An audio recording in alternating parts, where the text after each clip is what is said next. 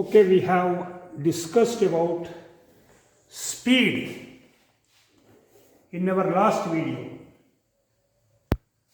Now we shall discuss about average speed. ಈಗ ಉದಾಹರಣೆಗೆ ಒಂದು bus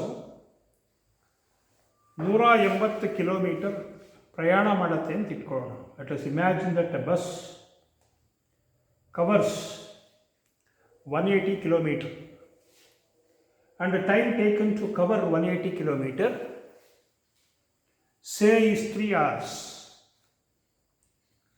and when you have to calculate the speed you will divide the total distance covered by the body, that is 180 kilometer, by the time taken to cover 180 kilometer, that is 3 hours. So when you divide 180 by 3 you get 60, and you say that 60 is the speed of the bus. 60 kilometer per hour is the speed of the bus. ಅಂದರೆ ಪ್ರತಿ ಗಂಟೆಗೆ ಅವನು 60 kilometre ವೇಗದಲ್ಲಿ ಅಥವಾ ಜವದಲ್ಲಿ ಅವನು ಪ್ರಯಾಣ ಮಾಡಿದ್ದಾನೆ ಅಂತ ನಾವು ಹೇಳ್ತೀವಿ. ಆದರೆ ಪ್ರತಿ ಗಂಟೆಗೆ 60 ಕಿಲೋಮೀಟ್ರು ಟ್ರಾವೆಲ್ ಮಾಡೋದನ್ನ ಹಾಗೇನಿಲ್ಲ. ರೋಡ್ ಖಾಲಿ ಇದ್ದರೆ, ಟ್ರಾಫಿಕ್ ಕಡಿಮೆ ಇದ್ದರೆ 1 ಗಂಟೆಯಲ್ಲಿ 72-75 ಕಿಲೋಮೀಟ್ರ್ ಟ್ರಾವೆಲ್ ಮಾಡಿರ್ಬೋದು. ಇನ್ಯಾವುದೋ ಒಂದು ಗಂಟೆಯಲ್ಲಿ ರೋಡ್ ಚೆನ್ನಾಗಿಲ್ಲದೆ ಇದ್ದರೆ, ಟ್ರಾಫಿಕ್ ಜಾಸ್ತಿ ಇದ್ದರೆ 52-53 ಕಿಲೋಮೀಟ್ರು ಅವ್ನು ಟ್ರಾವೆಲ್ ಮಾಡಿರ್ಬೋದು. ನಾವೇನು ಮಾಡಿದ್ವಿ, ಇಲ್ಲಿ ಒಟ್ಟು ಎಷ್ಟು ದೂರ ಹೋದ ಅಂತ ತಗೊಂಡ್ವಿ, ಒಟ್ಟು ಎಷ್ಟು ಸಮಯ ಅಂತಲೂ ತಗೊಂಡ್ವಿ. ಅದನ್ನು ಭಾಗಿಸಿದ್ದಕ್ಕೆ ನನಗೆ 60 ಬಂತು. ಈ ಥರ ನೀವು ಸ್ಪೀಡ್ ಕಂಡುಹಿಡಿದ್ರೆ ಈ ಥರದ ಸ್ಪೀಡ್ಗಳನ್ನು ಆ್ಯಾವರೇಜ್ ಸ್ಪೀಡ್ ಅಂತ ಕರೀತಾರೆ. ಹಾಗಾದರೆ ಆ್ಯಾವರೇಜ್ ಸ್ಪೀಡ್ ಅಂದರೆ ಏನು? ನೀವು total distance covered by the ಬಾಡಿನ ಟೋಟಲ್ ಟೈಮಿಂದ ಡಿವೈಡ್ ಮಾಡಿ. So therefore you can say average speed is the ratio of total distance covered by the body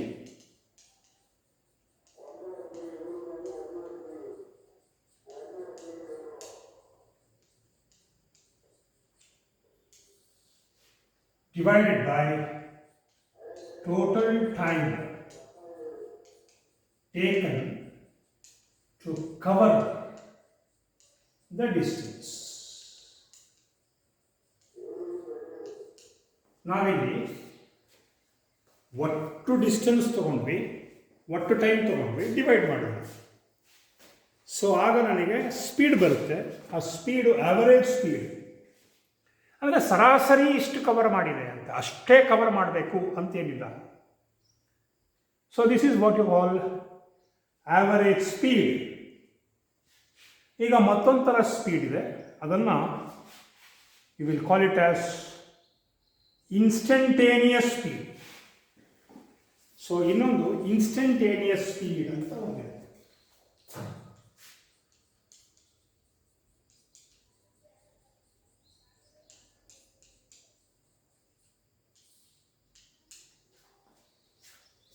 you know the meaning of instant.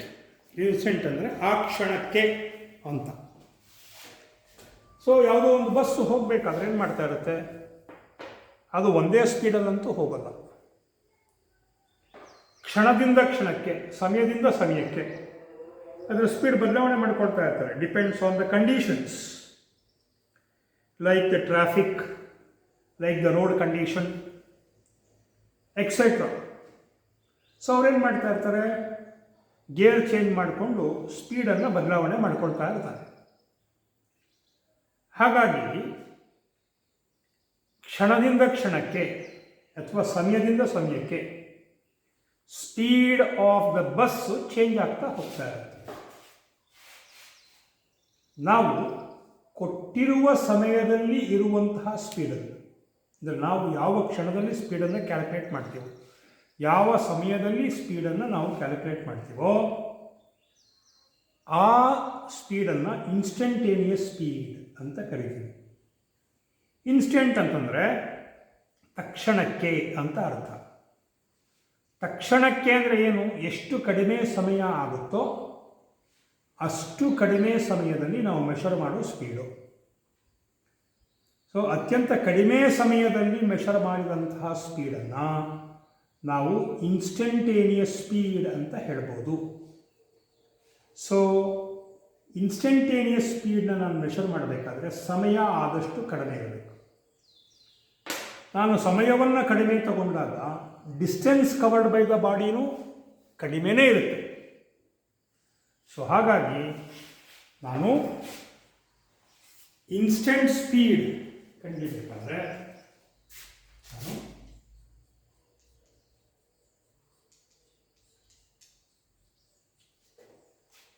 ಒಂದು body ಎಷ್ಟು ದೂರ ಹೋಯಿತು ಅಂತ ನಾನು ತಗೊಳ್ತೀನಿ, ಅದನ್ನು ಡೆಲ್ಟಾ ಎಲ್ ಅಂತ ಕರಿತೀನಿ. ಎಷ್ಟು ಕಡಿಮೆ ಸಮಯದಲ್ಲಿ ಹೋಯಿತು ಅದನ್ನು ಡೆಲ್ಟಾ ಟಿ ಅಂತ ಕರಿತೀನಿ.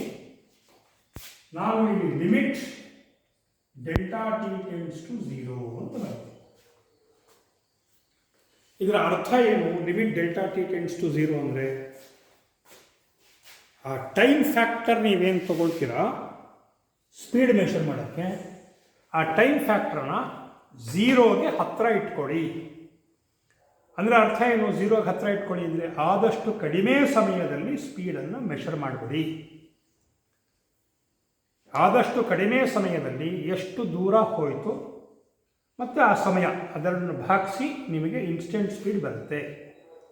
So limit delta T tends to 0 ಅಂತ ಅಲ್ಲೊಂದು ಫ್ಯಾಕ್ಟರ್ ಇದೆ. ಅದರ ಅರ್ಥ ಏನಪ್ಪ ಅಂತಂದರೆ ನೀವು ಸಮಯವನ್ನು 0ಗೆ ಹತ್ತಿರ ಇಟ್ಕೊಳ್ಳಿ, ಅಂದರೆ ಆದಷ್ಟು ಕಡಿಮೆ ಇಟ್ಕೊಳ್ಳಿ ಅನ್ನೋದು ಇದರ ಅರ್ಥ.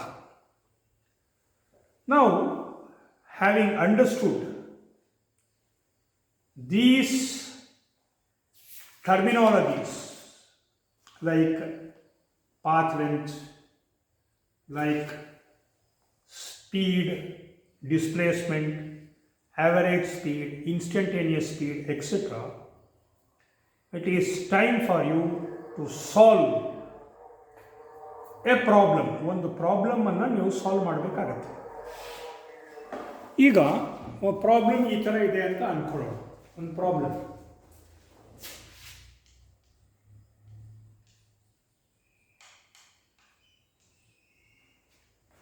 so let us say a bus covers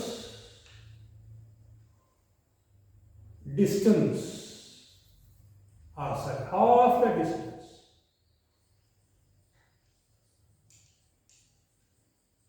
between two cities at a speed of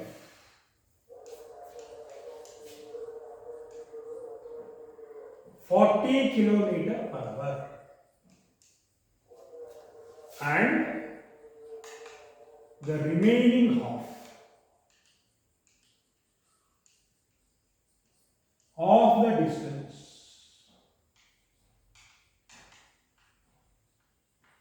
is covered at the speed 60 kilometers per hour. What is the average speed for the whole journey between the cities ಅಂತ ಕೇಳಿ. ನಮಗೆ problem ಈ ಥರ ಕೊಟ್ಟಿದ್ದಾರೆ. ಎರಡು ಪಟ್ಟಣಗಳ ನಡುವೆ, ನಗರಗಳ ನಡುವೆ ಎಷ್ಟು ಡಿಸ್ಟೆನ್ಸ್ ಇದೆ ಅಂತ ಏನು ಕೊಟ್ಟಿಲ್ಲ. ಆದರೆ ಒಂದು ಬಸ್ಸು ಒಂದು ಊರಿಂದ ಇನ್ನೊಂದು ಊರಿಗೆ ಹೊರಡಿತು. ಅವೆರಡು ನಡುವೆ ಇರುವಂಥ ದೂರ ಅರ್ಧ ದೂರವನ್ನು 40 ಕಿಲೋಮೀಟರ್ ಪ್ರತಿ ಗಂಟೆ ಆ ಥರ ಕ್ರಮಿಸ್ತು. ಇನ್ನರ್ಧ ದೂರ ಬಾಕಿ ಇತ್ತಲ್ಲ ಅದನ್ನು 60 ಕಿಲೋಮೀಟರ್ ಪ್ರತಿ ಗಂಟೆ ಆ ಥರ ಕ್ರಮಿಸ್ತು. ಹೋಗಿ ಒಂದು ಸಿಟಿ ಬಿಟ್ಟು ಮತ್ತೊಂದು ಸಿಟಿಯನ್ನು ತಲುಪಿದೆ ಬಸ್ಸು. ಈಗ ಎಂಟೈರ್ ಜರ್ನಿಗೆ ಆ್ಯಾವರೇಜ್ ಸ್ಪೀಡ್ ಎಷ್ಟು ಅಂತ ಕೇಳಿದ್ದಾರೆ. ಸೊ ನಮಗೆ ಸಾಮಾನ್ಯವಾಗಿ ಆ್ಯಾವರೇಜ್ ಅಂದರೆ ಏನು ಮನಸ್ಸಿಗೆ ಬರುತ್ತೆ? What you get in to your mind as soon as the term average strikes? So you will add this 40 and 60. You will divide it by 2 and then you keep it as the average. So means 40 plus 60 is 100. 100 divided by 2 is 50. And you will say that 50 kilometer per hour is the average speed. ಅಂತ ನಾವು ತಕ್ಷಣಕ್ಕೆ ಹೇಳಿಬಿಡ್ತೀವಿ. It is not the way in which you need to solve the problem. ಈ ಥರದ ಪ್ರಾಬ್ಲಮ್ನ ಈ ಥರ solve ಮಾಡಬಾರ್ದು. ನಾವು average ಸ್ಪೀಡಿಗೆ ಏನು ಫಾರ್ಮುಲಾ ಹಾಕ್ಕೊಂಡ್ವಿ? Total distance covered by the body by total time taken to cover the distance. ಈ ರೂಲನ್ನು ಉಪಯೋಗಿಸಿ ನಾವು ಆ್ಯಾವರೇಜ್ ಸ್ಪೀಡನ್ನು ಕಂಡುಹಿಡಿಬೇಕು. ಅದನ್ನು ಹೇಗೆ ಮಾಡೋದು ಅಂತ ನೋಡೋಣ. Let us say the two cities, say A and B, are separated by distance 2x. So ಇಲ್ಲಿ A, B are cities ಅನ್ಕೊಳ್ಳಿ. 2x distance between cities. Right. Now अर्ध distance x 40 kilometre per hour ಅಲ್ಲಿ ಅದು cover ಮಾಡುತ್ತೆ. ಇನ್ನರ್ಧ distance x ಅನ್ನು 60 kilometre per hour ಅಲ್ಲಿ cover ಮಾಡುತ್ತೆ. So ಈಗ ಫಸ್ಟ್ ಹಾಫ್ ಕವರ್ ಮಾಡಕ್ಕೆ ಎಷ್ಟು ಟೈಮ್ ತಗೊಳುತ್ತೆ ಅಂತಂದ್ರೆ time taken to cover the first half.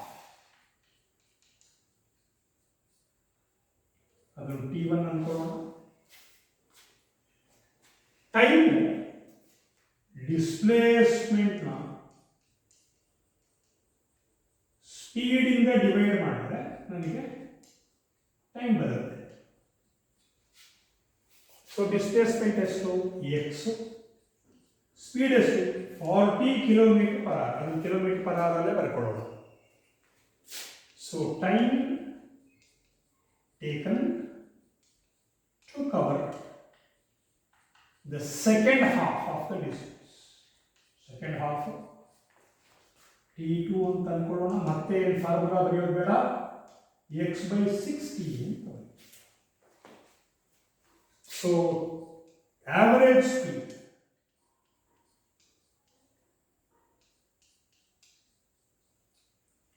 ನಮಗೆ ಫಾರ್ಮುಲಾ ಗೊತ್ತಿದೆ.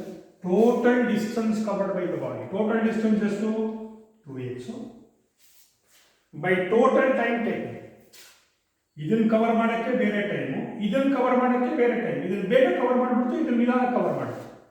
ಅಂದರೆ ಎರಡೂ ಟೈಮನ್ನು ಆ್ಯಡ್ ಮಾಡಿದ್ರೆ ನನಗೆ ಟೋಟಲ್ ಟೈಮ್ ಬರುತ್ತೆ. So average speed 2x. T1ಗೆ x/40 ಅಂತ ಸಬ್ಸ್ಟಿಟ್ಯೂಟ್ ಮಾಡ್ತೀನಿ. T2ಗೆ x/60 ಅಂತ ಸಬ್ಸ್ಟಿಟ್ಯೂಟ್ ಮಾಡ್ತೀನಿ. 2x x ಕಾಮನ್ ಫ್ಯಾಕ್ಟರ್ ತೆಕ್ಕೊಳ್ತೀನಿ ಇವೆರಡರೊಳಗೆ. 40 ಮತ್ತು 60ಗೆ ನಾನು LCM ತಗೊಳ್ತೀನಿ 120. ಲಘುತ್ತಮ ಸಾಮಾನ್ಯ ಅಪವರ್ತ್ಯ LCM ತೆಕ್ಕೊಳ್ತೀನಿ. ಇದು 6 2s 120, 4 3s 120. So it cancels. So this becomes 3, this becomes 2. So now this becomes 2 into 120 divided by 5. 3 plus 2 into 120 divided by 5. So 6 5 tables are ಇದನ್ನು simplify ಮಾಡೋಣ. This becomes 24. 24 into 2 is 48 kilometer per hour. So ನಾವು ಹಾಗೆ over ಆಗಿ ಮಾಡಿದ್ರೆ ಹೇಗೆ ಬರ್ತಾ ಇತ್ತು, ಎಷ್ಟು ಬರ್ತಾ ಇತ್ತು? 50 kilometer per hour ಬರ್ತಾ ಇತ್ತು ನಮಗೆ. Now you have to remember that the speed is not, average speed is not 50 kilometer per hour, but it is 48 kilometer per hour. So ಈ ಥರದ ಪ್ರಾಬ್ಲಮ್ಗಳನ್ನು ಹೀಗೆ ಟೋಟಲ್ ಟೈಮ್ ಫಾರ್ ಇಂಡಿವಿಜುವಲ್ ಜರ್ನೀಸನ್ನು ನೀವು ತಗೊಂಡು ಆಮೇಲೆ ಟೋಟಲ್ ಟೈಮನ್ನು ಕಂಡುಹಿಡಿದು ಟೋಟಲ್ ಡಿಸ್ಪ್ಲೇಸ್ಮೆಂಟು ಟೋಟಲ್ ಟೈಮ್ನ ಡಿವೈಡ್ ಮಾಡಿದ್ರೆ you will get average speed. ನಾವು having known about average speed, instantaneous speed and also speed, you have to now understand velocity. ಕನ್ನಡದಲ್ಲಿ ನಾವು ವೆಲಾಸಿಟಿಗೆ ವೇಗ ಅಂತ ಕರಿತೀವಿ, ಸ್ಪೀಡ್ಗೆ ಕನ್ನಡದಲ್ಲಿ ಜವ ಅಂತ ಕರಿತೀವಿ. ವೇಗ ಬೇರೆ, ಜವ ಬೇರೆ. ಸೊ ಏನು ವ್ಯತ್ಯಾಸ ಅಂದರೆ, ವ್ಯತ್ಯಾಸ ವೆಲಾಸಿಟಿ ಮತ್ತು ಸ್ಪೀಡ್. ಸ್ಪೀಡ್ನ ಡಿಫೈನ್ ಮಾಡಬೇಕಾದ್ರೆ ಯಾವ ಥರ ಡಿಫೈನ್ ಮಾಡಿದ್ವಿ ನಾವು? It is the rate at which the body covers the given distance ಅಂತ ಹೇಳಿ. ಅದೇ ನೀವು ವೆಲಾಸಿಟಿ ಹೇಳಬೇಕಾದ್ರೆ it is the rate at which the body displaces ಅಂತ ಹೇಳಬೇಕು. ಡಿಸ್ಟೆನ್ಸ್ ತೆಗೆದುಬಿಟ್ಟು ಡಿಸ್ಪ್ಲೇಸಸ್ ಅಂತ ಹೇಳಿದ್ರೆ ಅದು ವೆಲಾಸಿಟಿ ಆಗುತ್ತೆ. ಏನು ವ್ಯತ್ಯಾಸ ಹಾಗಾದರೆ? ನಮಗೆ ನಿನ್ನೆ ಅಥವಾ ಪ್ರೀವಿಯಸ್ ವಿಡಿಯೋಸಲ್ಲಿ ನಮಗೆ ಗೊತ್ತಾಗಿದ್ದು ಏನಂತಂದರೆ, ಡಿಸ್ಟೆನ್ಸು ಒಂದು ಪರ್ಟಿಕ್ಯುಲರ್ ಡೈರೆಕ್ಷನಲ್ಲಿ ಇರಲ್ಲ. ಡಿಸ್ಟೆನ್ಸ್ ಯಾವ ಪಾತ್ ಬೇಕಾದರೂ ಆಗ್ಬೋದು, ಆದರೆ ಡಿಸ್ಪ್ಲೇಸ್ಮೆಂಟು ಒಂದು ಪರ್ಟಿಕ್ಯುಲರ್ ಡೈರೆಕ್ಷನ್ನಲ್ಲಿ ಇರುತ್ತೆ. ಹಾಗಾಗಿ you can also say velocity is the speed in a particular direction. Therefore, you define velocity as rate at which the body displaces. ಹಾಗಾದರೆ ಮ್ಯಾಥಮ್ಯಾಟಿಕಲ್ ಫಾರ್ಮ್ ಏನು? Displacement of the body divided by time taken for displacement. ಇಲ್ಲಿ distance ಅಂತ ನಾವೇನು ಸ್ಪೀಡಿಗೆ formula ಕೊಟ್ಟಿದ್ದೀವಿ, ಆ distance ಎಲ್ಲ ತೆಗೆದುಬಿಟ್ಟು displacement ಅನ್ನುವ ಪದವನ್ನು ಹಾಕ್ಕೊಂಡ್ರೆ ಆಗ ಅದು ವೆಲಾಸಿಟಿಯನ್ನು ಕೊಡುತ್ತೆ. ನಾವು ದಿಸ್ ವೆಲಾಸಿಟಿ ಅದಕ್ಕೆ ಡೈರೆಕ್ಷನ್ ಇದೆ ಅಂತ ಗೊತ್ತಾಯಿತು. ಯಾಕೆಂದರೆ ಡಿಸ್ಪ್ಲೇಸ್ಮೆಂಟ್ ಅಂದರೆ it is along the particular direction. Therefore velocity has also direction. So ಯಾವ್ಯಾವ ಕ್ವಾಂಟಿಟೀಸ್ಗೆ ಮ್ಯಾಗ್ನಿಟ್ಯೂಡು ಮತ್ತು ಡೈರೆಕ್ಷನ್ ಎರಡೂ ಇರುತ್ತೆ, ಅಂಥದ್ದನ್ನು ನಾವು ವೆಕ್ಟಾರ್ ಕ್ವಾಂಟಿಟೀಸ್ ಅಂತ ಕರಿತೀವಿ. Therefore velocity is A vector quantity. Vector quantity ಅದು, ಅದಕ್ಕೆ ಡೈರೆಕ್ಷನ್ ಇದೆ. ಸೊ ಯಾವ್ಯಾವುದು ವೆಕ್ಟರ್ ಕ್ವಾಂಟಿಟಿ ಇದೆ ಅದು ಬದಲಾವಣೆ ಆಗ್ತಾ ಇದೆ ಅಂತಂದರೆ ಮ್ಯಾಗ್ನಿಟ್ಯೂಡ್ ಬೇಕಾದ್ರೂ ಬದಲಾವಣೆ ಆಗ್ಬೋದು, ಅಥವಾ ಡೈರೆಕ್ಷನ್ ಬೇಕಾದ್ರೂ ಬದಲಾವಣೆ ಆಗ್ಬೋದು, ಅಥವಾ ಎರಡೂ ಬದಲಾವಣೆ ಆಗ್ಬೋದು. ಉದಾಹರಣೆಗೆ ಯಾರೋ ಒಬ್ಬ towards East, if he is riding a bicycle on a straight road with 30 kilometer per hour and at a particular junction, ಯಾವುದೋ ಒಂದು ಜಂಕ್ಷನ್ ಬಂತು ಅಥವಾ ಯಾವುದೋ ಒಂದು ಟರ್ನ್ ಬಂತು, he turns his bicycle towards south. ಮೊದಲು ಈಸ್ಟ್ ಕಡೆಗೆ ಹೋಗ್ತಾ ಇದ್ದೆ, ಇವಾಗ ಸೌತ್ ಕಡೆಗೆ ಹೋಗ್ತಾ ಇದ್ದಾನೆ. And he continues to ride the bicycle at 30 kilometer per hour. ಮೊದಲು 30 kilometer per hour ಇತ್ತು, ಈಗಲೂ 30 kilometer. ಆದರೆ the direction of his motion has changed. Therefore, we now say his velocity has changed. Velocity change ಆಯಿತು ಅಂತ. Velocity change ಆಗಬೇಕು ಅಂದರೆ ಬರೀ magnitude ಮಾತ್ರ ಚೇಂಜ್ ಆಗಬೇಕು ಅಂತಲ್ಲ. ಮ್ಯಾಗ್ನಿಟ್ಯೂಡು ಅದೇ ಕಂಟಿನ್ಯೂ ಆಗಿ ಡೈರೆಕ್ಷನ್ ಮಾತ್ರ ಬದಲಾವಣೆ ಆದರೆ ಆಗ್ಲೂ ವೆಲಾಸಿಟಿ ಚೇಂಜ್ ಆಯಿತು ಅಂತಲೇ ಅರ್ಥ. Or if the magnitude changes, if a particular boy is riding a bicycle in east direction with velocity 15 kilometer per hour, and then he reduces his velocity to 12 kilometer per hour and continues to move in his direction, even then his velocity has changed. avaglu velocity ಬದಲಾವಣೆ ಆಗಿದೆ. Velocity ಬದಲಾವಣೆ ಆಗಬೇಕು ಅಂದರೆ direction ಬದಲಾವಣೆ ಆಗ್ಬೋದು, ಅಥವಾ magnitude ಬದಲಾವಣೆ ಆಗ್ಬೋದು, ಅಥವಾ ಎರಡೂ ಬದಲಾವಣೆ ಆಗ್ಬೋದು. ಸೊ ಸ್ಪೀಡ್ ಹಾಗಲ್ಲ. ಸ್ಪೀಡ್ ಅಂತಂದರೆ ಬರೀ ಮ್ಯಾಗ್ನಿಟ್ಯೂಡ್ ಬದಲಾವಣೆ ಆದರೆ ಮಾತ್ರ ನಾವು ಅದು ಬದಲಾವಣೆ ಆಗ್ತಾ ಇದೆ ಅಂತ ಕರಿತೀವಿ.